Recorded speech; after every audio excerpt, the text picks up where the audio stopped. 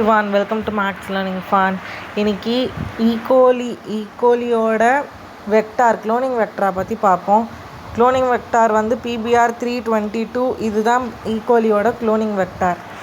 ஈகோலிக்கு வந்து நேச்சுரலாகவே antibiotic resistance கிடையாது. ஸோ அதுக்கு இருக்கிறது ரெண்டு ஆன்டிபயோட்டிக் ரெசிஸ்டன்ஸ் தான். ஒன்று ஆம்பிசிலின் அப்புறம் டெட்ராசிலின். ஸோ ஆம்பிசிலின் ஆன்டிபயோட்டிக் ரெசிஸ்டன்ஸ்க்கு நாம் யூஸ் பண்ணுறது PST1 PVU1. இந்த ரெண்டு ரெஸ்ட்ரிக்ஷன் என்சைம் வச்சு நாம் இந்த ஆன்டிபயோட்டிக் ரெசிஸ்டன்ஸை கொண்டு வரோம். அதே மாதிரி EcoR1 CLA1 HIND3 இது மூணுமே வந்து மற்ற டிஎன்ஏவை வந்து கட் பண்ண யூஸ்ஃபுல்லாக இருக்குது. இந்த BAMH1 BAMH1 SAL1 வந்து டெட்ராசிலின்